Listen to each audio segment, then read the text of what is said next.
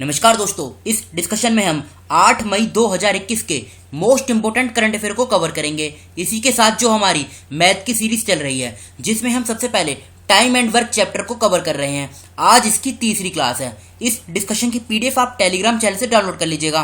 Telegram channel का link description box में आपको नीचे मिल जाएगा। तो चलो अब इस क्लास को हम स्टार्ट करते हैं, लेकिन उससे पहले ये देखिए आप, एक तो देखो ये वीडियो जिसमें हमने मई का जो फर्स्ट वीक का करंट अफेयर है इसको कवर किया है, और एक ये वीडियो जिसमें हमने पिछले 3 महीने के टॉप 50 इंपोर्टेंट करंट अफेयर को कवर किया है। इन दोनों वीडियो का लिंक आपको डिस्क्रिप्शन बॉक्स में नीचे मिल जाएगा।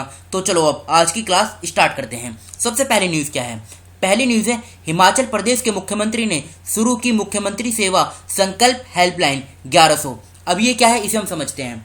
अभी हाल ही में हिमाचल प्रदेश के मुख्यमंत्री, नाम क्या है? जयराम ठाकुर, इन्होंने 6 मई 2021 को शिमला, जो कि हिमाचल प्रदेश की समर कैपिटल है, वहां पर मुख्यमंत्री सेवा संकल्प हेल्पलाइन 1100 इसको स्टार्ट किया है। अब ये है क्या? ये कोविड-19 हेल्पलाइन है। इससे फायदा क्या होगा? फायदा देखो ये होगा, जिसको भी कोविड संबंधित जो भी जानकारी चाहिए वो सुबह 7 बजे से लेके रात के 10 बजे तक इस नंबर को डायल करके कोविड-19 संबंधित जानकारी प्राप्त कर सकता है। तो ये पूरा उद्देश्य है इसका। अब क्वेश्चन लगाते हैं। क्वेश्चन क्या है?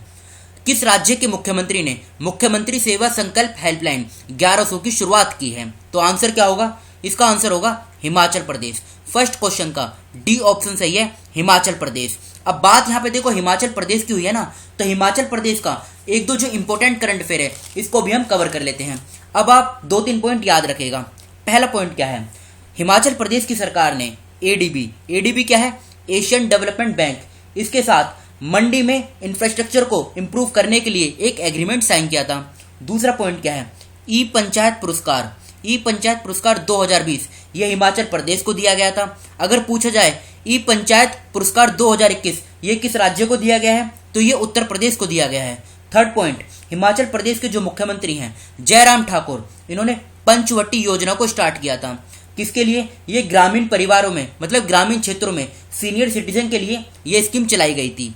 फोर्थ पॉइंट क्या है? हिमाचल दिवस ये कब मनाया जाता है? ये 15 अप्रैल को मनाया जाता है। अब हिमाचल प्रदेश की आप लोकेशन देखिए कहाँ पर है। देखो ये है हिमाचल प्रदेश की लोकेशन। यहाँ से आप 3 फैक्ट याद रखेगा। कौन कौन से 3 फैक्ट? देखो लोकेशन तो ये है, एक तो इधर इसकी सीमा पाकिस्तान के साथ नहीं लगती है हिमाचल प्रदेश की। दूसरा, इसकी सीमा चाइना के साथ लगती है, लेकिन इसकी सीमा नेपाल के साथ नहीं लगती है। क्वेश्चन यहाँ से पूछा जा सकता है, क्या हिमाचल प्रदेश की सीमा नेपाल के साथ लगती है, पाकिस्तान के साथ लगती है? इस तरीके की देखो स्टेटमेंट वाइज ऑप्शन क्वेश्चन में दी जा सकती है, ऑप्शन वाइज। तो आप याद रखेगा इसकी सीमा सिर्फ चाइना के साथ लगती है। अब इसके बारे में जो इसकी बेसिक डिटेल है इसको कवर कर लेते हैं।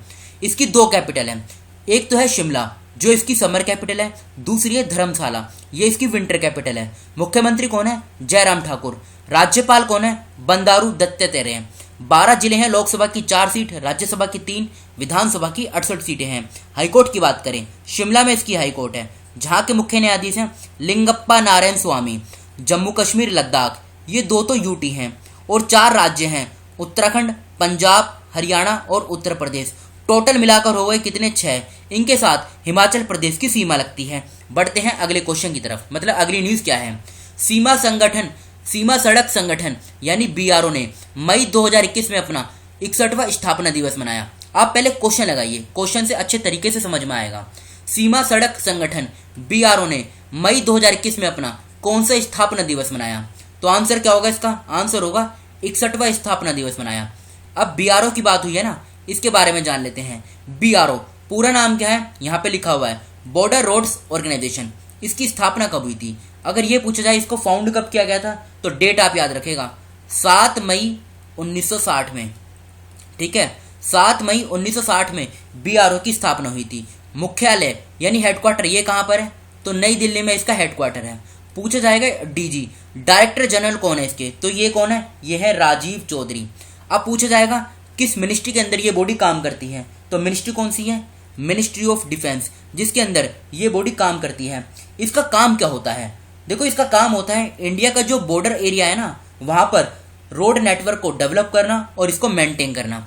और 3-4 दिन पहले ही हमने पढ़ा था एक नाम, क्या नाम था? वैशाली एस हिवासे। इनको ना बीआरओ का ये पहली महिला कमांडिंग ऑफिसर बनी थी। और देखो स्थापना कब हुई थी, 1960 में, और अब इसका 61वां स्थापना दिवस मनाया गया। कब मनाया गया, ये मनाया गया, डेट आप याद रखिएगा। देखो स्थापना 7 मई को हुई थी, तो 7 मई को ही तो बनाया जाएगा ना। तो सेकंड क्वेश्चन का बी ऑप्शन सही है, 61वां स्थापना दिवस मनाया गया बीआरओ का। अब बढ़ते हैं अगली न्यूज की तरफ। अगली न्यूज क्या है, हरियाणा सरकार ने कोरोना रोगियों के लिए एक आयुर्वेदिक टेलीमेडिसिन सुविधा शुरू की है। अब ये क्या है, इसे हम समझते हैं। अभी हाल ही में हरियाणा की सरकार ने कोरोना रोगियों के लिए एक आयुर्वेदिक टेलीमेडिसिन सुविधा शुरू की है। इससे फायदा क्या होगा, देखो कोई भी पेशेंट वो सीधा आयुर्वेदिक डॉक्टर से कंसल्ट कर सकता है, यानी बातचीत कर सकता है 1075 इस नंबर को डायल करके।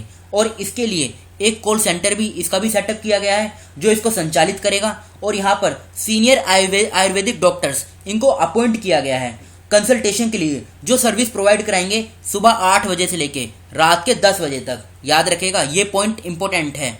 अब इसके ऊपर ना क्वेश्चन लगाते हैं। क्वेश्चन क्या है, किस राज्य सरकार ने कोरोना रोगियों के लिए एक आयुर्वेदिक टेलीमेडिसिन सुविधा शुरू की है? तो आंसर क्या होगा, इसका आंसर होगा हरियाणा। थर्ड क्वेश्चन का डी ऑप्शन सही है, हरियाणा। बात हरियाणा की हुई है तो लोकेशन देखिए कहां पर है, यह है हरियाणा की लोकेशन। इसकी बेसिक डिटेल कवर करते हैं। देखो हरियाणा की कैपिटल क्या है, चंडीगढ़। हरियाणा और पंजाब दोनों की कॉमन कैपिटल है, क्या है, चंडीगढ़। हरियाणा की फॉर्मेशन कब हुई थी, 1 नवंबर 1966 में। मुख्यमंत्री कौन है, मनोहर लाल खट्टर। राज्यपाल कौन है, सत्यदेव नारायण आर्य। हाईकोर्ट कहां पर है, चंडीगढ़ में हाईकोर्ट है। पंजाब और हरियाणा दोनों की कॉमन हाईकोर्ट है चंडीगढ़, जहां के मुख्य न्यायाधीश हैं रविशंकर जहां। हिमाचल प्रदेश, उत्तराखंड, उत्तर प्रदेश, दिल्ली जो कि यूटी है, राजस्थान और पंजाब टोटल मिलाकर हो गए 6। इसके साथ हरियाणा की सीमा लगती है। बढ़ते हैं अगली न्यूज की तरफ। बिहार सरकार के सहकारिता विभाग ने ताजी सब्जियों की त्वरित होम डिलीवरी के लिए राज्य ऑटो चालक संघ के साथ भागीदारी की है। ये न्यूज क्या है, इसे हम समझते हैं। अभी हाल ही में बिहार सरकार का जो कोऑपरेटिव डिपार्टमेंट है ना, इसने पटना के अंदर जो फ्रेश वेजिटेबल्स हैं यानी ताजी सब्जियां हैं, उनकी क्विक होम डिलीवरी के लिए राज्य के जो ऑटो ड्राइवर्स एसोसिएशन है इसके साथ एक एग्रीमेंट साइन किया है। और ये सर्विस कब से स्टार्ट होगी, 5 मई 2021 से ये सर्विस ऑलरेडी स्टार्ट हो गई है। आप क्वेश्चन लगाइए। क्वेश्चन क्या है, किस राज्य सरकार के सहकारिता विभाग ने ताजी सब्जियों की त्वरित होम डिलीवरी के लिए राज्य ऑटो चालक संघ के साथ भागीदारी की है? तो आंसर क्या होगा, आंसर होगा बिहार। फोर्थ क्वेश्चन का ए ऑप्शन सही है, बिहार। बात बिहार की हुई है तो इसका जो पिछला करंट अफेयर है इसे हम लगा लेते हैं। पहला पॉइंट क्या है, बिहार में कलरव उत्सव का आयोजन किया गया। नागी बर्ड सेंचुरी बिहार के जमुई जिले में स्थित है। बिहार में कोविड-19 टीकाकरण के लिए आधार कार्ड अनिवार्य कर दिया गया है। बिहार राज्य ने राज्य में उन क्षेत्रों में माइक्रो कंटेनमेंट जोन बनाने का फैसला किया है जहां कोविड के ताजा मामले सामने आ रहे हैं। एसके सिंघल को बिहार का नया पुलिस महानिदेशक बनाया गया है।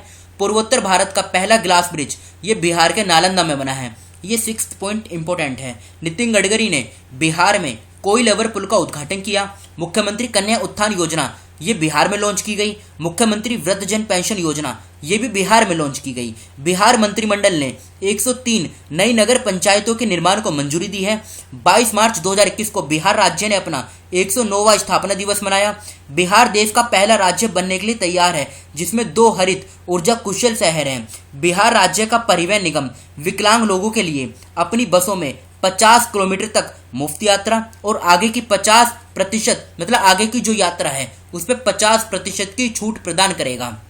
त्रिपुरारी शरण बिहार के नए मुख्य सचिव बने हैं। ये पॉइंट भी इंपॉर्टेंट है। अब बढ़ते हैं अगली न्यूज की तरफ। मारिया रेसा को गिलेर्मो, देखो ये नाम थोड़ा डिफिकल्ट है, आप याद रखेगा, Guillermo Cano World Press Freedom Award प्रदान किया गया है। फिर से बोलता हूँ, मारिया रेसा को Guillermo Cano World Press Freedom Award प्रदान किया गया है। सबसे पहले तो आप ये जान लीजिए, ये जो गिलेर्मो है ना, ये कौन थी? देखो ये कोलंबिया की पत्रकार थी, ठीक है। अब इन्हीं के नाम के ऊपर इस अवार्ड को दिया जाता है यूनेस्को के द्वारा। और अभी अवार्ड किसको दिया गया है? मारिया रेसा। मारिया रेसा ये कौन है? ये फिलीपींस की पत्रकार हैं। इनको ये अवार्ड कब दिया गया? वर्ल्ड प्रेस फ्रीडम डे ये कब मनाया जाता है? 3 मई को। इसी अवसर पर ये अवार्ड इनको दिया गया है यूनेस्को के द्वारा। तो समझ गए ना आप? अब क्वेश्चन लगाइए। क्वेश्चन क्या है? यूनेस्को द्वारा 2021 के लिए Guillermo Cano World Press Freedom Award किसे प्रदान किया गया है? तो आंसर क्या होगा? मारिया रेसा। बी ऑप्शन इस क्वेश्चन का सही आंसर है। बात करें दूसरे ऑप्शन की, महेंद्र गिरी को इंटरनेशनल रेंजर अवार्ड से सम्मानित किया गया था। रुमाना सिन्हा सहगल, इनको किस अवार्ड से सम्मानित किया गया था? नेल्सन मंडेला विश्व मानवतावादी पुरस्कार, इससे इनको सम्मानित किया गया था। कृति ग्रंथ, ये कौन है? इनको भी हाल ही में एक अवार्ड दिया गया है, वाइल्ड इनोवेटर अवार्ड से इनको सम्मानित किया गया है। अब बढ़ते हैं अगली न्यूज की तरफ। मुंबई में किया गया ड्राइव इन वैक्सीनेशन सेंटर अनावरण, ये क्या है? इसको हम समझते हैं। देखो, देश का पहला ड्राइव इन वैक्सीनेशन सेंटर, इसका उद्घाटन मुंबई में किया गया है, महाराष्ट्र के मुंबई में। ये किस लिए है? वो सीनियर सिटीजन्स जो देखो ज़्यादा टाइम तक लाइन में नहीं लग सकते हैं, ज़्यादा टाइम तक वो चल नहीं सकते हैं, तो वो अपनी कार में जाएंगे और उनको कार में ही वैक्सीनेशन दिया जाएगा, मतलब कार में ही उनका टीकाकरण किया जाएगा। और देश का पहला ड्राइव इन वैक्सीनेशन सेंटर, इसका उद्घाटन कहाँ पे हुआ? ये मुंबई में हुआ है। इससे ना इनकी जो सेफ्टी पर्पस है, ये इसको भी ध्यान में रखते हुए इस इनिशिएटिव को चलाया गया है। अब क्वेश्चन लगाइए, क्वेश्चन क्या है? देश का पहला ड्राइव इन वैक्सीनेशन सेंटर, इसका अनावरण कहाँ पर किया गया है? तो आंसर क्या है? मुंबई। 6th क्वेश्चन का डी ऑप्शन सही है, मुंबई। बढ़ते हैं अगली न्यूज की तरफ। सेरोपोड डायनासोर के जीवाश्म हड्डी के टुकड़े मिले हैं खासी पहाड़ियाँ में। ये खासी पहाड़ियाँ ये कहाँ पर है? ये मेघालय में है। गारो खासी जयंतिया, इन हिल्स के बारे में आपने सुना होगा। और ये कितने साल पुराने हैं? ये 100 मिलियन पुरानी हड्डियाँ हैं। नाम क्या है? सोरापोड डायनासोर की, जो भी हाल ही में पश्चिम खासी पहाड़ियाँ में पाई गई हैं। तो 7th क्वेश्चन, मतलब ये जो 7th न्यूज़ है, इसको हमने अच्छे से कवर कर लिया है। इसमें बस इतनी इन्फॉर्मेशन काफ़ी है। क्वेश्चन लगाइए, खासी पहाड़ियाँ किस राज्य में स्थित है? इस तरीके का क्वेश्चन एग्जाम में पूछा जाता है। तो आंसर क्या होगा? ये मेघालय में है। अब मेघालय की लोकेशन देखिए, देखो ये बांग्लादेश है नीचे और ये है मेघालय। ये मेघालय है, इसके अंदर 3 हिल्स हैं, गारो हिल्स, खासी हिल्स और जयंतिया हिल्स। इसी खासी हिल्स में ये जो हड्डियाँ पाई गई हैं, ये यहीं पर पाई गई हैं। अब देखो, क्वेश्चन लगाने को आता है वेस्ट टू ईस्ट, पूछा जाएगा गारो खासी जयंतिया, इनको आप वेस्ट टू ईस्ट लगाइए। तो सबसे पहले गारो है, फिर खासी है और जयंतिया है। ये तीनों लैंग्वेजेस भी हैं और ये तीनों ट्राइब्स भी हैं। अब मेघालय की आप लोकेशन देखिए कहाँ पर है। ये है मेघालय की मेन लोकेशन। देखो, वो तो हमने जूम करके देखा था, ये इसकी मेन लोकेशन है। इसकी बेसिक डिटेल कवर कर लेते हैं। शिलोंग इसकी कैपिटल है। फॉर्मेशन कब हुई थी? 21 जनवरी 1972 में। कॉनरेड संगमा मुख्यमंत्री हैं। सत्यपाल मलिक ये राज्यपाल हैं। 11 जिले हैं, लोकसभा की 2 सीट, राज्यसभा की 1, विधानसभा की 60 सीटें हैं। हाईकोर्ट की बात करें, शिलोंग में इसकी हाईकोर्ट है, जहाँ के मुख्य न्यायाधीश हैं विश्वनाथ सोमदर। सिर्फ असम के साथ इसकी बाउंड्री लगती है। अब बढ़ते हैं अगली न्यूज की तरफ। चीन ने ऑस्ट्रेलिया के साथ एक आर्थिक समझौते को निलंबित कर दिया है। ये न्यूज है, क्वेश्चन लगाइए आप। मई 2021 में चीन ने किस देश के साथ एक आर्थिक समझौते को निलंबित कर दिया है? तो आंसर क्या होगा? आंसर होगा ऑस्ट्रेलिया। 8th क्वेश्चन का बी ऑप्शन सही है, ऑस्ट्रेलिया। अब चाइना और ऑस्ट्रेलिया, इन दोनों की लोकेशन देख लेते हैं। पहले चाइना की बात करते हैं। ये चाइना की लोकेशन है। इसकी कैपिटल क्या है? बीजिंग। करेंसी क्या है? रेनमिनबी। प्रेसिडेंट कौन है? सी जिनपिंग। देखो, क्वेश्चन पूछा जाता है, ऊपर मंगोलिया और नीचे चाइना, इन दोनों के बॉर्डर पे है। यहाँ पे एक डेजर्ट है, नाम क्या है इस डेजर्ट का? इस डेजर्ट का नाम है गोबी डेजर्ट। ये काफी बार एग्जाम में पूछा जा चुका है। अब ऑस्ट्रेलिया की बात करते हैं। ये ऑस्ट्रेलिया की लोकेशन है, कैनबेरा, ये इसकी कैपिटल है। ऑस्ट्रेलियन डॉलर ये करेंसी है। प्रेसिडेंट कौन है? Scott Morrison. ये नाम पूछा जा सकता है कि स्कॉट मॉरिसन ये किस देश के प्रेसिडेंट हैं? तो ये ऑस्ट्रेलिया के प्रेसिडेंट हैं। बढ़ते हैं अगली न्यूज की तरफ। M.K. स्टालिन बने तमिलनाडु के मुख्यमंत्री। ये तो सिंपल सी न्यूज है, क्वेश्चन लगाते हैं। मई 2021 में M.K. स्टालिन किस राज्य के मुख्यमंत्री के रूप में शपथ लिया इन्होंने? तो कहाँ के मुख्यमंत्री के रूप में इन्होंने शपथ लिया है? तमिलनाडु के मुख्यमंत्री के रूप में इन्होंने शपथ लिया है। अभी हाल ही में 1 केंद्र शासित प्रदेश और 4 राज्यों में इलेक्शन हुए थे, तो अभी इन्होंने जीत लिया है तमिलनाडु में इलेक्शन, और अब ये क्या बन गए हैं? ये मुख्यमंत्री बन गए हैं तमिलनाडु के। तमिलनाडु की आप लोकेशन देखिए कहाँ पर है। ये है तमिलनाडु की लोकेशन। अब देखो, एक क्वेश्चन मैं आपसे पूछता हूँ। ऊपर कर्नाटक है, ये केरला है और इधर तमिलनाडु है। इनकी यहाँ पे बॉर्डर पे ना, यहाँ पे नीलगिरी हिल्स भी है और एक यहाँ पे टाइगर रिजर्व है। इस टाइगर रिजर्व का नाम आपको बताना है कमेंट बॉक्स में। ये कर्नाटका, केरला और तमिलनाडु, इन तीनों के बॉर्डर पे है और ये टाइगर रिजर्व काफी बार एग्जाम में पूछा जा चुका है, तो इसका नाम आप बताइएगा कमेंट बॉक्स में। तमिलनाडु की जो बेसिक इन्फॉर्मेशन है इसको हम कवर कर लेते हैं। कैपिटल क्या है? चेन्नई। फॉर्मेशन कब हुई थी? 26 जनवरी 1950 में। M.K. स्टालिन ये मुख्यमंत्री हैं। पहले कौन थे इनसे पहले? इदप्पड़ी के पलानीस्वामी। राज्यपाल कौन है? बनवारीलाल पुरोहित। 38 जिले हैं, लोकसभा की 39 सीट, राज्यसभा की 18, विधानसभा की 234 सीटें हैं। आंध्र प्रदेश, केरला, कर्नाटका 3 राज्यों के साथ सीमा लगती है। चेन्नई में इसकी हाईकोर्ट है, जहां के मुख्य न्यायाधीश हैं संजीव बैनर्जी। पुलिकट लेक ये आंध्र प्रदेश और तमिलनाडु इन दोनों के बॉर्डर पे है। कोलाबाई लेक, अम्बेतूर लेक, कोडाईकनाल लेक और सिंगनल्लूर लेक ये सभी लेक तमिलनाडु में स्थित हैं। कुछ इंपोर्टेंट नेशनल पार्क भी हैं, जैसे gulf of Mannar marine national park, Anamalai tiger reserve, Mudumalai national park, Mukurthi national park, ये काफी बार एग्जाम में पूछा जा चुका है। कलक्कड़ वाइल्ड लाइफ सेंचुरी और ग्विंडी नेशनल पार्क, ये सभी नेशनल पार्क और टाइगर रिजर्व और वाइल्ड लाइफ सेंचुरी ये तमिलनाडु में स्थित हैं। बढ़ते हैं अगली न्यूज की तरफ। मार्क सेल्बो ने जीती विश्व स्नूकर चैंपियनशिप 2021। क्वेश्चन लगाते हैं, मार्क सेल्बो का संबंध किस खेल से है? तो इनका संबंध किससे है? इनका संबंध है स्नूकर से। तो ये थे हमारे आज के करंट अफेयर। अब कल के क्वेश्चन जो आपसे पूछे गए थे, किस राज्य सरकार ने राज्य के गांवों में कोविड रोगियों की शीघ्र पहचान के लिए 5 मई 2021 से 5 दिवसीय अभियान शुरू किया? तो उत्तर प्रदेश सही आंसर है। किस राज्य के मुख्यमंत्री ने मुख्यमंत्री जन कल्याण संबल योजना के तहत 16,844 लाभार्थियों के खातों में 379 करोड़ रुपए स्थानांतरित यानी ट्रांसफर किए हैं? तो मध्य प्रदेश सही आंसर है। हाल ही में कौन सा देश नेट जीरो उत्पादक मंच में शामिल हुआ है? तो सऊदी अरेबिया सही आंसर है। एनएचआरसी राष्ट्रीय मानव अधिकार आयोग के कार्यकारी अध्यक्ष के रूप में किसे नियुक्त किया गया है? तो प्रफुल्ल चंद्र पंत ये सही आंसर है। निम्नलिखित में से किस देश ने इबोला प्रकोप के अंत की घोषणा की है? तो डेमोक्रेटिक रिपब्लिक ऑफ कॉन्गो सही आंसर है। MACS 1407 समाचारों में है, इसका संबंध किससे है? तो ये सोयाबीन की एक वैरायटी है जिसको भी हाल ही में डेवलप किया गया है। ये तो थे हमारे कल के क्वेश्चन। अब ये आज के क्वेश्चन है जिनका आंसर आपको बताना है कमेंट बॉक्स में। हाल ही में नेहरू प्राणी उद्यान यानी नेहरू जूलॉजिकल पार्क में कोविड-19 से करीब 8 एशियाई शेर का परीक्षण यानी कोविड पॉजिटिव आया है। ये पार्क कहाँ स्थित है?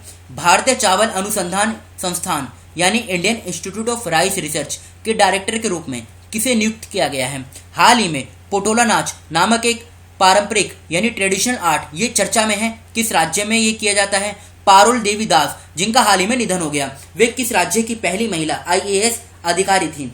गोप बंधु संवादिका स्वास्थ्य बीमा योजना ये किस राज्य से संबंधित है? विश्व हाथ स्वच्छता दिवस किस दिन मनाया जाता है? तो इन 6 क्वेश्चनों का आंसर आपको कमेंट बॉक्स में खुद से बताना है। तो ये तो थी हमारी करंट अफेयर की क्लास। अब हमारी जो मैथ की सीरीज चल रही है, आज हमारी टाइम एंड वर्क की 3rd क्लास है। तो स्टार्ट करते हैं। देखो ये हमारी टाइम एंड वर्क की 3rd क्लास है। कल ये क्वेश्चन आपसे पूछा गया था, इसका आंसर हम समझ लेते हैं। इसको कैसे सोल्व किया जाएगा? तो देखो सीधा फास्ट ट्रैक मेथड से सोल्व करते हैं। फास्ट ट्रैक मेथड से क्वेश्चन 10 से 20 सेकंड में ही सोल्व हो जाएगा। फॉर्मूला बताइए, फॉर्मूला क्या था? फॉर्मूला था XY y माइनस एक्स। ठीक है, ये फॉर्मूला था। इसमें पूछा गया है A और B दोनों एक काम करते हैं, मतलब दोनों एक साथ काम करते हैं 12 दिन के अंदर। B उसी काम को 30 दिन के अंदर करता है, तो A अकेला उस काम को कितने दिन में कर पाएगा? अब यहाँ पे वैल्यू पुट कीजिए। X की वैल्यू कितनी है? 12 और Y की वैल्यू कितनी है? Y की वैल्यू है यहाँ पे 30। अब इस फॉर्मूले में पुट कीजिए। हमें A का टाइम निकालना है ना, A कितने डेज में इस काम को पूरा कर पाएगा? X की वैल्यू 12, Y की वैल्यू कितनी है? 30 और नीचे Y की वैल्यू 30, X की वैल्यू कितनी है? 12। इसको सोल्व करते हैं। 12 × 30 नीचे क्या आएगा? नीचे आएगा कितना? 18। ठीक है, अब सोल्व कीजिए। देखो 6 से ये 18 कटेगा 3 बार और 12 कटेगा 2 बार। 3 से ये 30 कटेगा कितनी बार? 10 बार। और 10 दूनी यानी 10 को 2 से मल्टीप्लाई करेंगे तो कितना आएगा? 20।